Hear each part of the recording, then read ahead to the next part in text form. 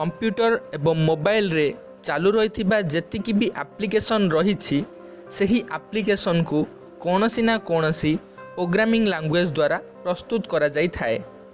आजिर समय रे आपन को बहुत गुड़ाए प्रोग्रामिंग लैंग्वेज देखा मिलूँ जेपरिक सी प्लस प्लस जाभा इत्यादि। ए सब को प्रोग्रामिंग लैंग्वेज कह जाई थाए जहाँ को मनुष्य द्वारा लिखा जाई थाए एवं जहाँ को मनुष्य माने ही बुझी पारि थांती। प्रत्येक लैंग्वेज रे अलगा अलगा फीचर होई थाए जहाँ द्वारा गोटे लैंग्वेज अन्य लैंग्वेज ठारू भिन्न होई थाए। जेपरी टेक्नोलोजी रो डेवलपमेंट होउछि सेही परी प्रोग्रामिंग लैंग्वेज रो मध्य परिवर्तन होउछि जहाँ द्वारा यूजर अधिक फीचर रो लाभ पाई पारुछंती। एही परी ही गोटे लैंग्वेज रही जार ना हला पाइथन जहाँ को प्रोग्रामिंग कम्युनिटी श्रेष्ठ 10टी प्रोग्रामिंग लैंग्वेज भितरु पाइथन को श्रेष्ठ स्थान देइछि। एथिरु आपण जानि पारुथिबे जे पाइथन केते भल प्रोग्रामिंग लैंग्वेज अटे। तो आजिर एही वीडियो रे आमे आपण को पाइथन विषय रे पूरा डिटेल कहिबु। इफेक्टिव ओडिया चैनल रे आपण को बहुत बहुत स्वागत। तो प्रथमे जानिबा पाइथन कौन अटे। पाइथन हेउछि ओपन सोर्स हाई लेवल एवं जनरल पर्पज प्रोग्रामिंग लैंग्वेज जार व्यवहार करने बहुत ही सरल अटे। ता सहित पाइथन प्रोग्रामिंग लैंग्वेज को बहुत पावरफुल लैंग्वेज मध्य कहा जाई थाए। पाइथन गोटे भल प्रोग्रामिंग लैंग्वेज होइथिबा हेतु पाइथन को यूज करी बहुत कम समय रे भल एप्लिकेशन एवं सॉफ्टवेयर बना जाई पारिबो। पाइथन रो व्यवहार डेस्कटॉप GUI माने ग्राफिकल यूजर इंटरफेस एप्लिकेशन बनैबारे हो किबा वेबसाइट वेब एप्लिकेशन बनैबा पई व्यवहार करा जाई थाए। पाइथन लैंग्वेज C++ परी ही गोटे प्रोग्रामिंग लैंग्वेज अटे किंतु एही लैंग्वेज सबु प्रोग्रामिंग लैंग्वेज ठारू टिके सहज अटे।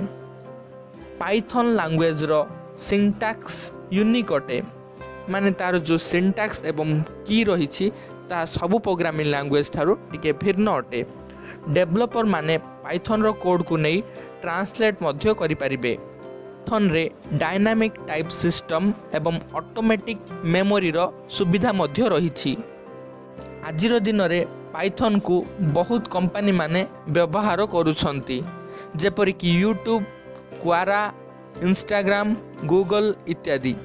पाइथन को यूज करी आमे मॉड्यूल मध्य बनाई परिबा जहा द्वारा मॉड्यूल सही काम करिबो जहा ताकू इंस्ट्रक्शन दिया जाइछि कोड द्वारा।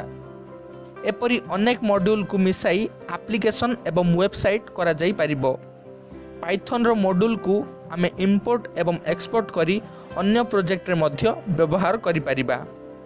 वर्तमान आमे नजर पकाइबा पाइथन रो इतिहास उपरे। पाइथन रो आविष्कार नेदरलैंड रो ज्यूडो वैन रोसन करिथिले। पाइथन 1980 रु तैयारी करा जाइथिला किंतु पाइथन को 1991 रे लॉन्च करा गला।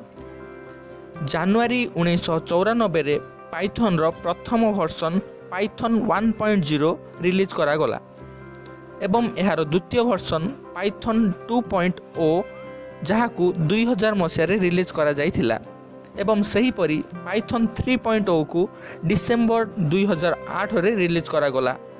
वर्तमान पाइथन रो लेटेस्ट वर्जन हला 3.8.3 जहा को मई 2000 मसिया रे रिलीज करा जाइछि।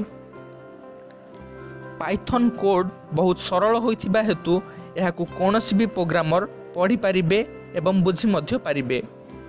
पाइथन गोटिए लैंग्वेज जहा फ्री रे आपण व्यवहार करि पारिबे माने कि ओपन सोर्स।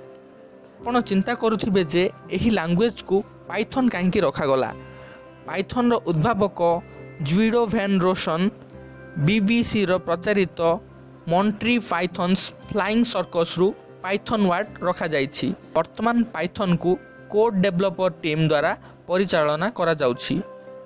वर्तमान जानिबा पाइथन रो व्यवहार आमे काहेकि करिबा एवं किपरि करिबा।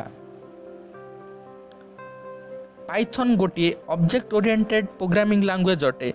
यह सॉफ्टवेयर प्रस्तुत करिया पई सहाय्य करिथाए। यह एक इंटरप्ट लैंग्वेज मध्य अटे जहा द्वारा यह आपणक कोड लिखिबा समय रे ही आपणको कोड को रन कर दे थाए।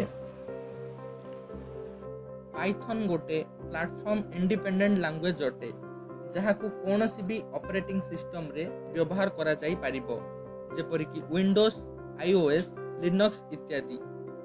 आजिर दिन रे सबुठारु अधिक व्यवहार होउथिबा प्रोग्रामिंग लैंग्वेज अटे पाइथन। पाइथन रो व्यवहार system software, web application, game development, app development, website creation, computer graphics, server side programming ए सब पई करा जाई थाए।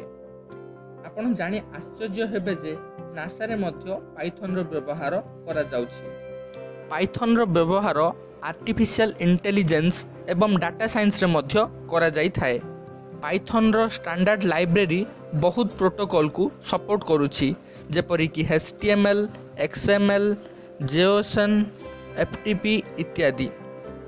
वर्तमान जानिबा पाइथन रो फीचर विषय रे।